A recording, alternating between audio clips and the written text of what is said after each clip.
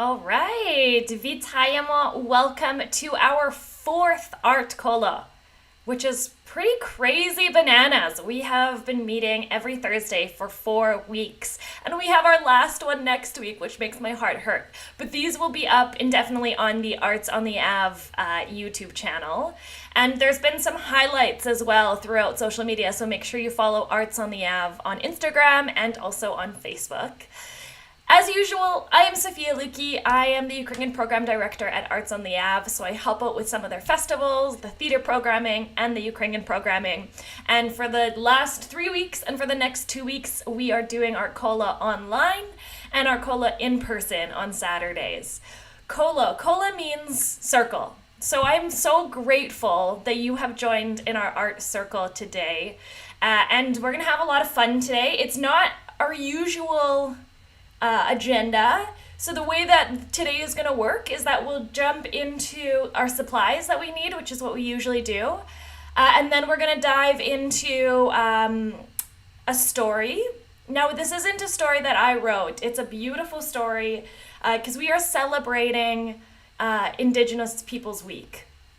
And I think now more than ever, we need to acknowledge and appreciate those that were here for many centuries before Ukrainian settlers.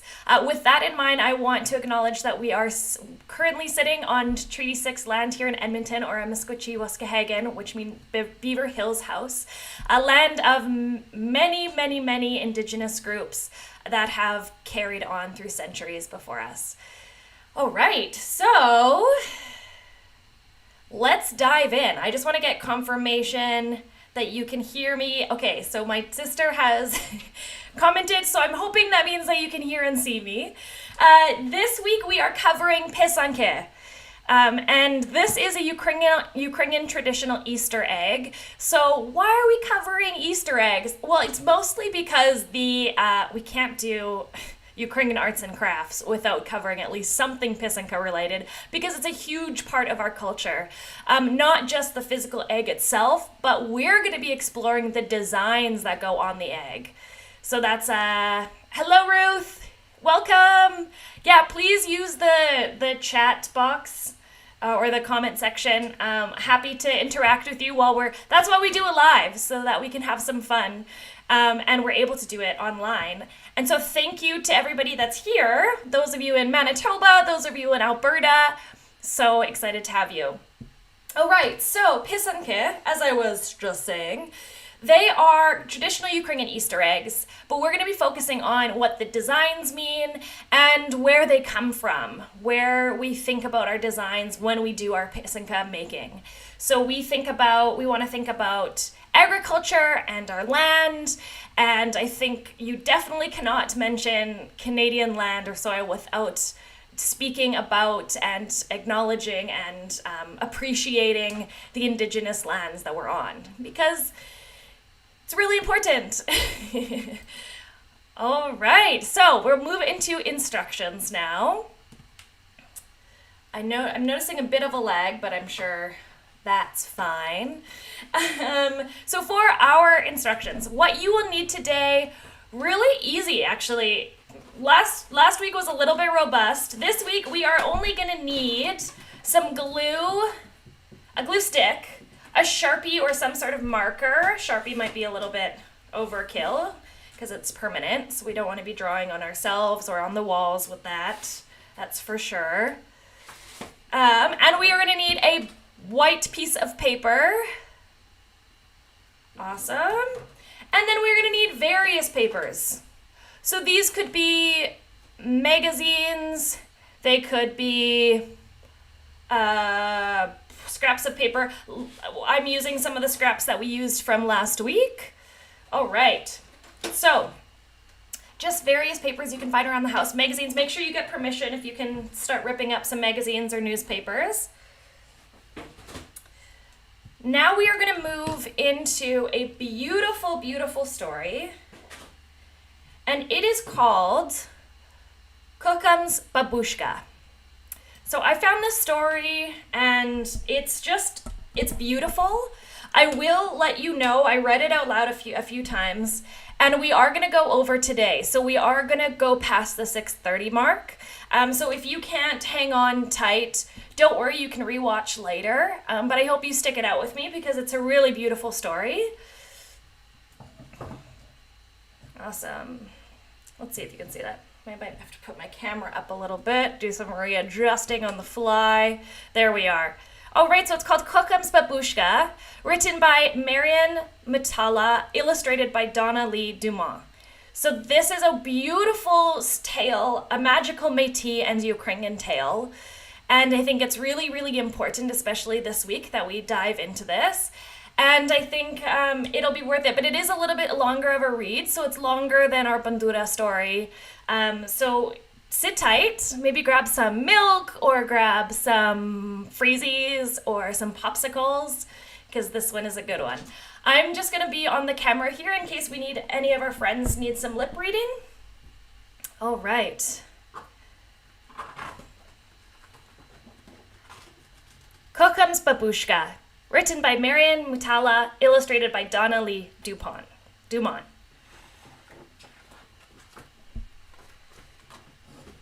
All right, so I'm just going to clip that there just so that you can see the beautiful illustrations while I read the story.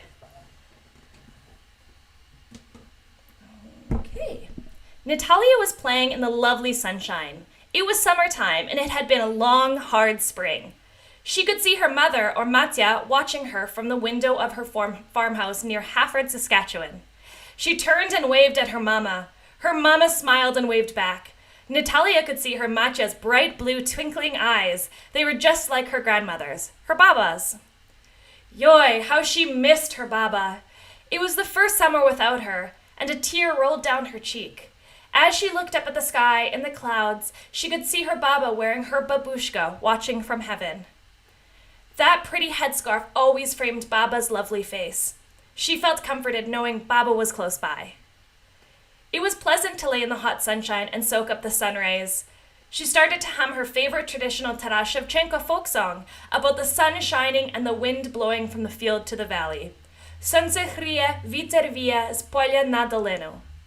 Lying there, Natalia was thinking about her carved wooden chest full of her Baba's beautiful babushkas. Her grandfather, or Dido, had originally made the wooden box for her Baba. Last Christmas, Dido gave her the decorated box as Baba was now in heaven. The treasured box contained 3 babushkas. The winter snowflakes brought the blue babushka for Christmas. The petals of spring flowers brought the green one at Easter. And the autumn falling leaves brought the bright red scarf.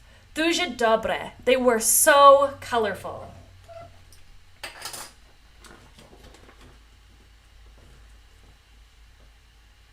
Natalia could feel herself drift off into a deep sleep. As she slowly closed her eyes, the sun rays shone so brightly, creating a bright yellow flowered babushka. The scarf's rays suddenly twisted and wrapped around her head, sweeping Natalia upwards. As she floated in the air, Natalia could see her grandparents' photograph displayed clearly through the window of her parents' house. Whoosh! Faster now! Up, up, up! She climbed! Natalia rose higher and higher, floating past clouds and around stars racing through space and time. She nearly touched the moon. As she sped towards the heavens, it took her breath away. Was this another of Baba's adventures? She wondered. Natalia smiled to herself, unafraid, and enjoyed the ride as she had experienced this magical feeling, having traveled to Ukraine 3 times before. So this is not unusual for her to go through this in her dreams. The next thing she knew, Natalia had landed in the middle of an open field surrounded by green grass near a fire pit. Where am I? She wondered. This place did not look familiar at all. She picked up the yellow babushka beside her and noticed an older Métis woman working. She was wearing a flowered babushka, a headscarf just like her Baba used to wear. What was happening? Where was she? Why did this woman have her grandmother's yellow babushka? Natalia could see people sitting in a circle around a fire and cooking outdoors. Natalia remembered her Matya saying, "The good earth provided much food and gifts." She recognized the small wooden house as a Métis dwelling. The older woman resembled a grandmother, a kokam, and was speaking with a young girl, perhaps Natalia's age. Natalia wondered aloud, is that her granddaughter? This older grandmother wearing a babushka brought memories of her baba Sophie. Her baba had loved to cook and made perohe or varenike and holopsy. She missed baba's stuffed dumplings and sour cabbage rolls filled with rice. She especially missed her baba's warm kisses and tender hugs.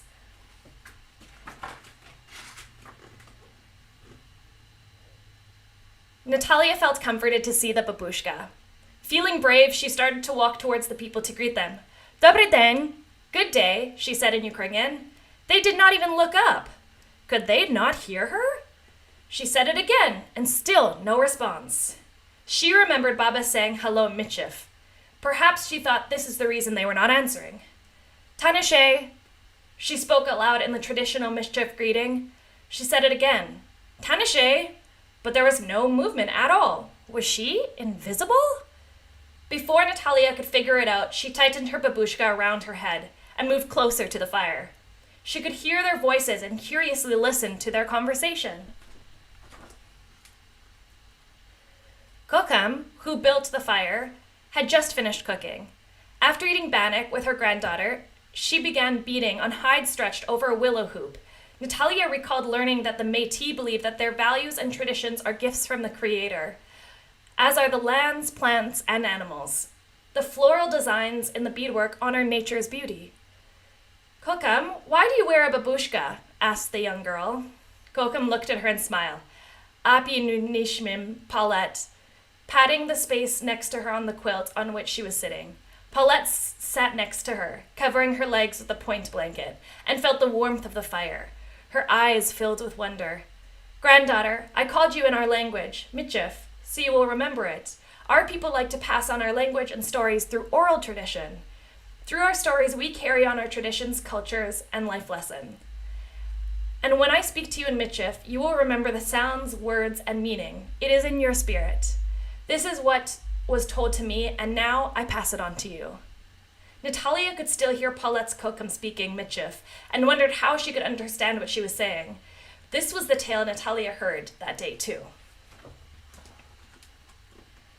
Long ago, in the vast prairie land, newcomers from far away came from far away. They wore blue capotes, beaded pipe bags, and bright red sashes. This sash was like a first aid kit, as it could be used as a towel, a washcloth, and even a sewing kit. Sometimes it was used to tie canoes or haul goods. The long strands at the end of the sash were used to count and keep track. The men worked mostly for the Northwest Company and sometimes for the Hudson Bay Company as voyeurs in the fur trade. To survive in the vast, dark, cold land, they needed help. The voyeurs married First Nations women who helped them survive by showing them how to hunt, trap, and cook, as well as how to make pemmican, warm clothes, and shelters. The children from these marriages became the first generation of the Métis Nation, our ancestors. They had an important role as the middlemen of the fur trade because they spoke several languages and understood the ways and customs of both the First Nations and the Europeans. What about the women? Paulette asked. Kokam chuckled as she replied, yes, my girl, they were the middlewomen of those times and worked just as hard as the men. Kokam continued with her story.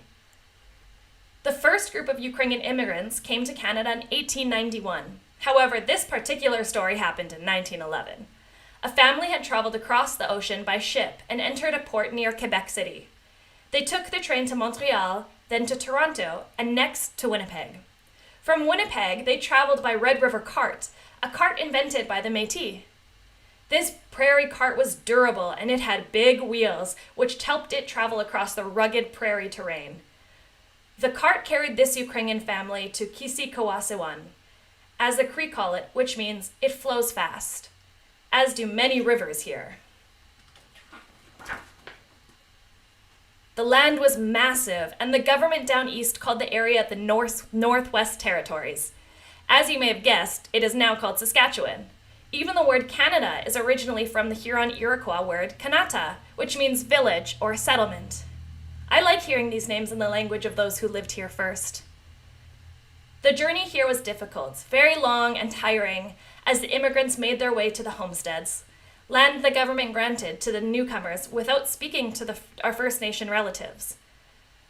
Over a period of 3 years, the government expected these families to pay $10 and clear 160 acres of trees or woodland in order to stake a land claim. This would satisfy the government and was part of their requirement to keep the homestead. The work was hard and the newcomers had little equipment or help. Living off the land was not an easy venture. The Métis and the First Nations helped the immigrants, especially during those first few harsh winters. Oops, daisies.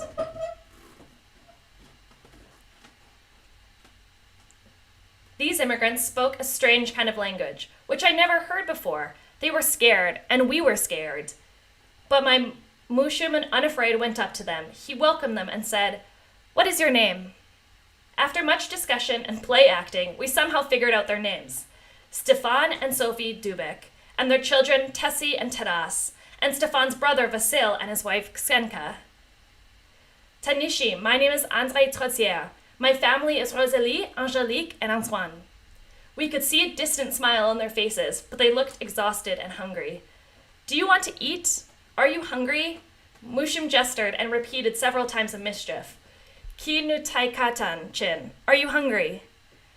This family was, of course, famished, as they had journeyed a long distance across the prairies.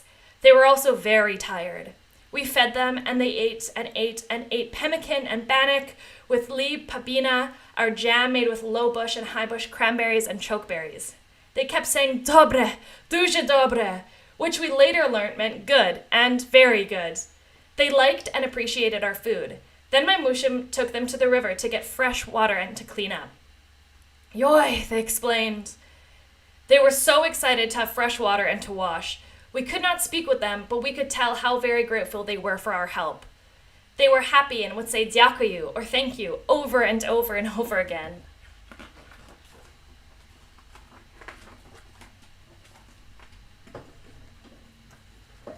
Towards evening, the men sat together in a circle and played their fiddles. Music filled the air precious like a heartbeat, the universal language of love, harmony, and peace. The men put on their sashes, and Taras said, "Dobre, sash almost same as my sash." As he placed his sash around his waist, different, but good.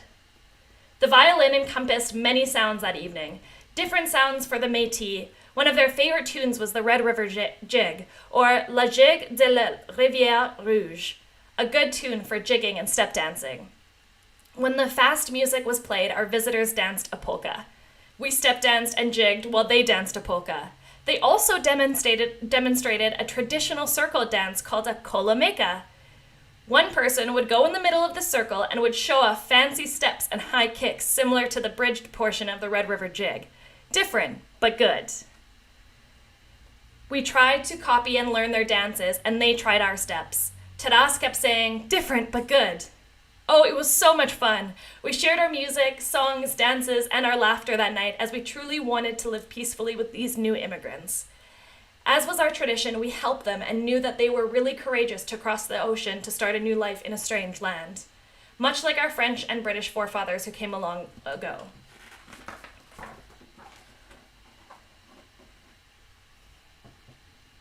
They said they were Ukrainians from Zubkova, Galicia, in western Ukraine. The Matya showed us their embroidered cross-stitched clothing. It was beautiful, different from our beadwork, but good. We showed them our clothes, pillows, gloves, and moccasins, which were brightly decorated with embroidered and beaded flowers. They had heard of the flower beadwork people, and now they knew some. Taras again said, "Duże dobre," so interesting, different, but good. The family stayed with us for 3 days. We showed them how to hunt for small animals and what good berries to eat and pick. The Matya and Baba also wanted to make food for us as they had some vegetables they had brought. They made some soup called borscht and homemade bread called collage. It was very yummy, different but good. Baba shared the same hospitality, "Yiste, eat," and encouraged us to share in their food. We were very content together and realized Ukrainians were peaceful and had much in common with the Métis. They had a love of faith and they prayed like us. They had strong families and good food. They loved music and sang and danced. They wore sashes, decorated their clothing with embroidery work, and liked to have fun as they laughed and joked like us. Different, but good. The old woman, the baba, wore a magnificent flowered scarf on her head. My kokam pointed to it and smiled. Baba said, "Fuska." It was a lovely yellow flowered headscarf. Baba pulled it off her head and held it out. Kokam put it on the same way that Baba had worn it. "Tak," Baba said. "Yes, duże dobre, very good." My kokam said, "Putishka." The Baba copied her and laughed and said, "Kuska," and my kokam said, "Putishka." And back and forth they both laughed and laughed and laughed. My kokam and Baba looked so pleased and were smiling and hugging and laughing, one saying Putishka, the other saying Kuska. Soon they were both saying babushka. Kokam reached into her sewing basket and brought out a beautiful pair of beaded moccasins. She held them out to Baba and said, "Putishka." Baba could see they were for her feet. She put them on and they fit beautifully. "Dziękuję, thank you," she said, and as they smiled and nodded at one another. We exchanged a few more small gifts for everyone before they left. Neither family had much to share, but we were all pleased to give what we could.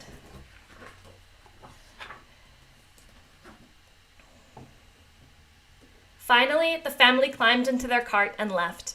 We were very sad to see them leave and waved at them for a long time. We never saw this family again, but soon after, more and more immigrants and carts kept coming. The old women, babas, always wore beautiful, colorful flowered scarves, and when we saw them, we would say Putishka, and they would say Huska.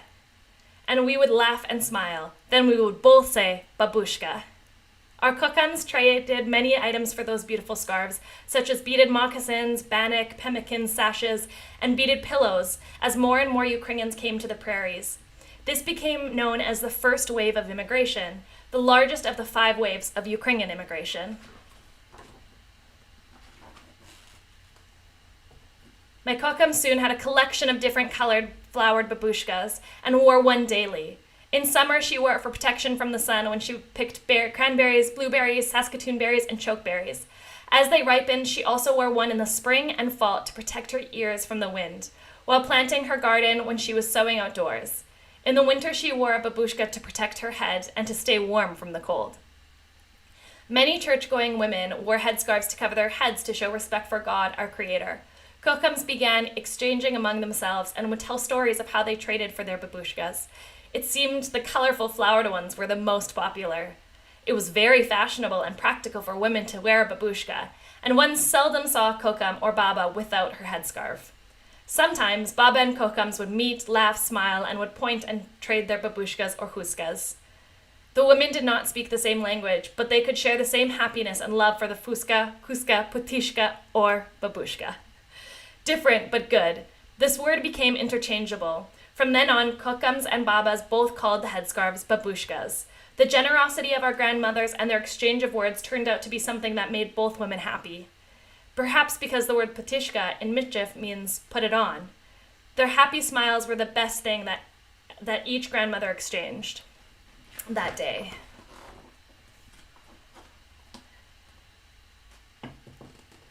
Natalia could hardly believe her ears, so perhaps this is one explanation of the word's origin and why so many kokams wear babushkas even to this day. Natalia wished they could see her since she wanted to give her yellow flowered babushka to the little girl, Paulette. Then they could play dress up with their babushkas and pretend they were just like their baba and kokam. However, she remembered from her 3 previous visits to Ukraine that her relatives were unable to see her as she was invisible then too. Although this tale occurred close to what is now Saskatoon, Saskatchewan, Canada, and not Ukraine, she was content to live in such a magnificent land with such interesting roots. So many different people. Different, but good. Very good. Duże dobre. Suddenly, a double rainbow appeared. The clouds opened and many babushkas started falling from the sky, creating a flower garden. A multicultural delight! Natalia looked up and could see her own baba wearing her babushka, grinning in the clouds. She knew once again that her baba wanted to teach her a lesson and experience a significant historical event from her country, her province, and now her homeland. Natalia rubbed her bright blue eyes and awakened from a dreamy sleep.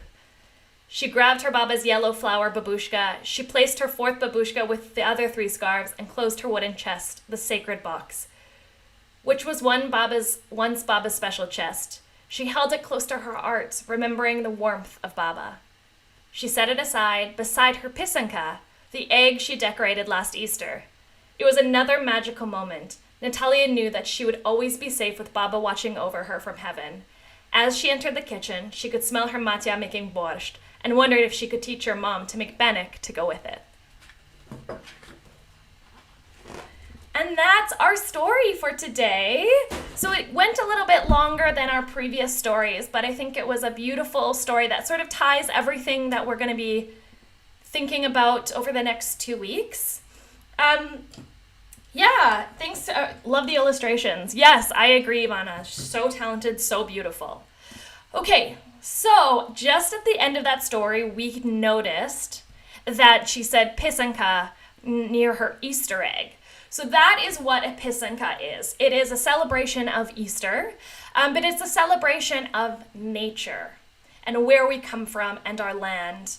And the Métis people also use the nature and the creator and the rivers and the prairies and the mountains as inspiration for their artwork. So there's a bit of a crossover there, which is very interesting. So here we have a few different Pysanka.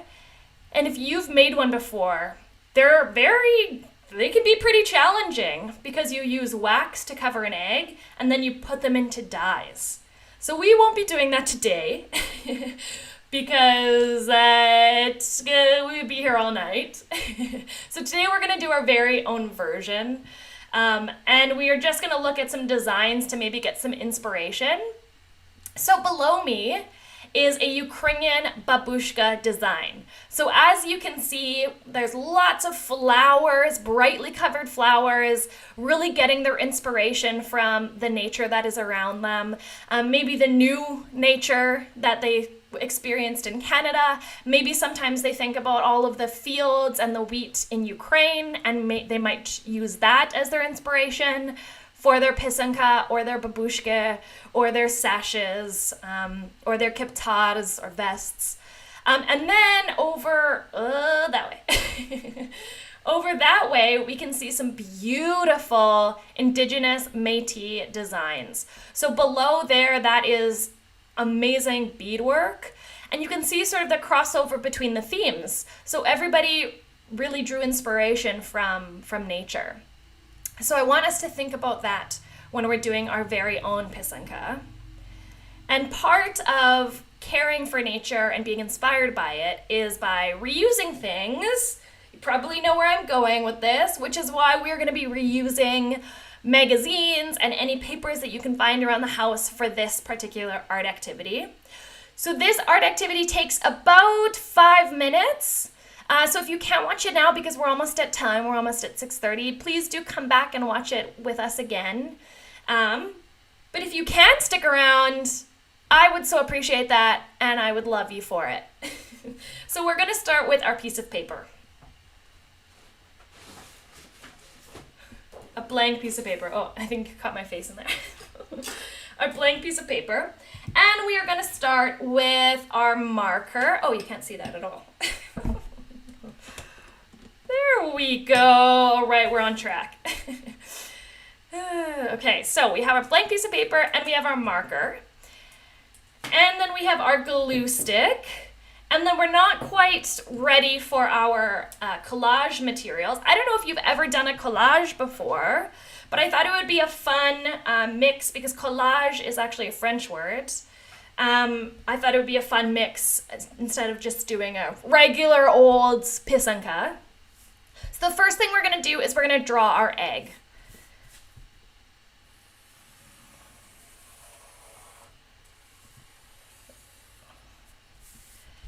And does it matter if our eggs look kind of lopsided and funny? No. Still looks awesome. I'm ready to dive into this. So a big part about Pysanka is sometimes symmetry, which we know maybe what symmetry means. So this red and black Pysanka is a really good example of symmetry and patterns.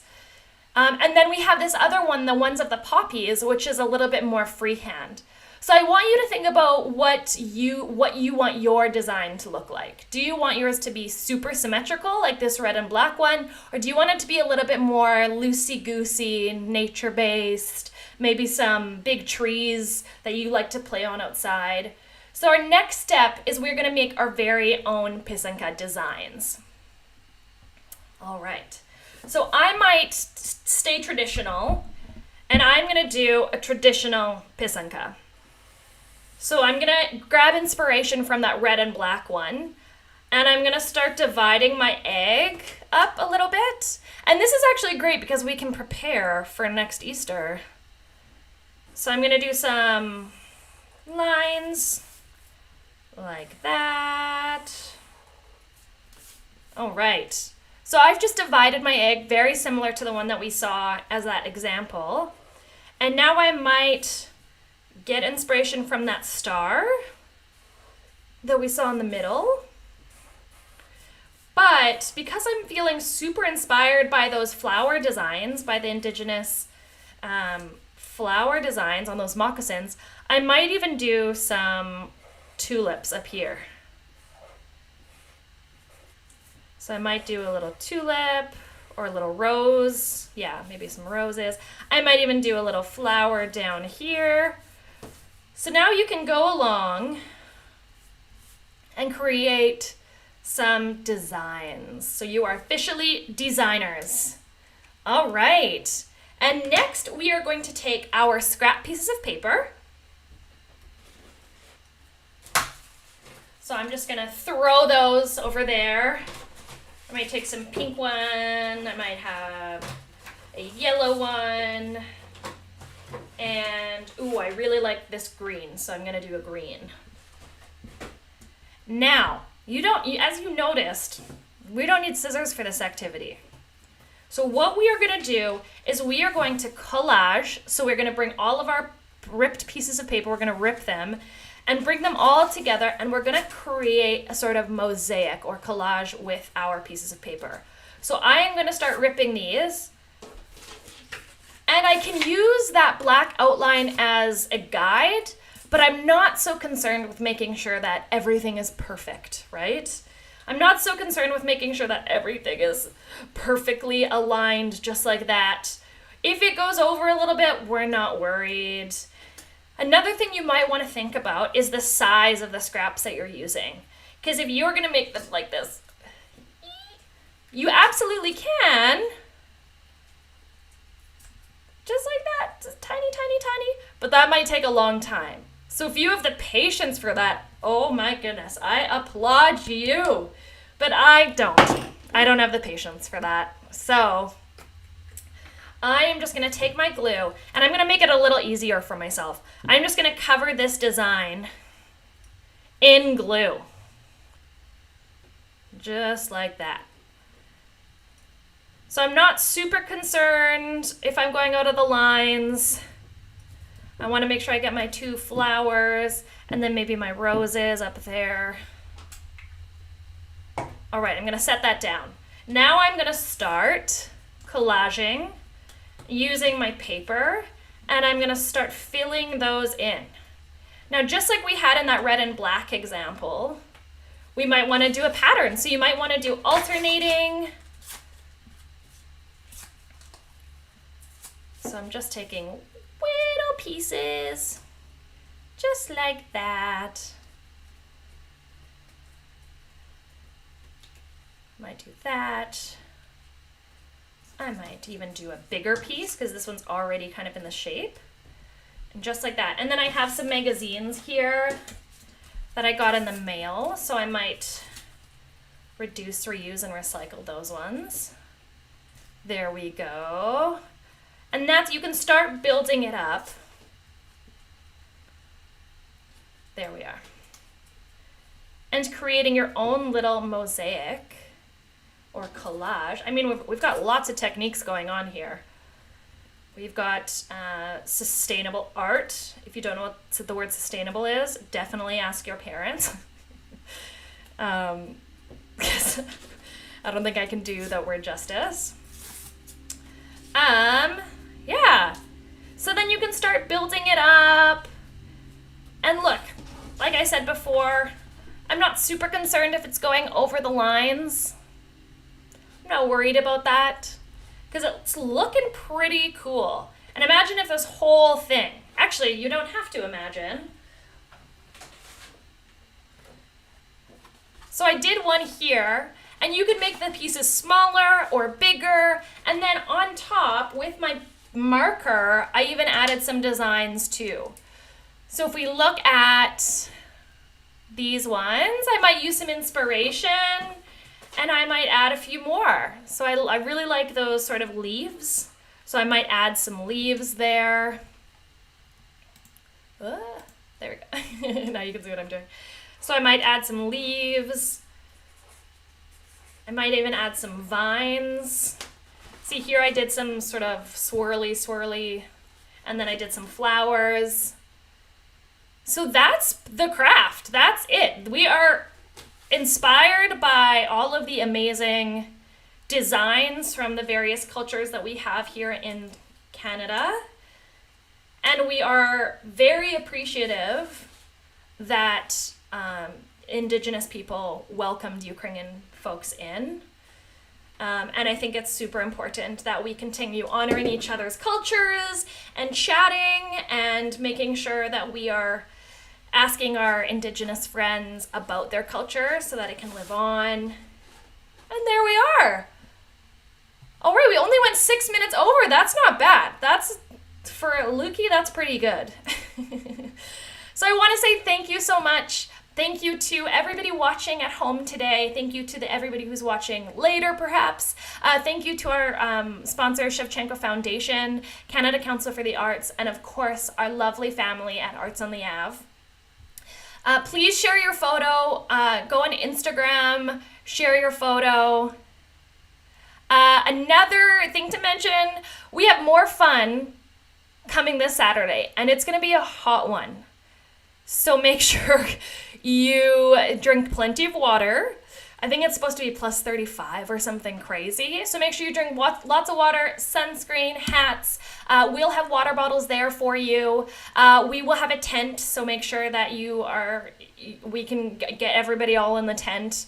And this Saturday, we're going to be exploring prairie flags. So just like we were inspired by nature and Pysanka and designs in this online version, we're going to really hone in that with a plasticine flag. So we're actually going to be playing with something like Play-Doh, which might be really messy, but it's going to be super fun.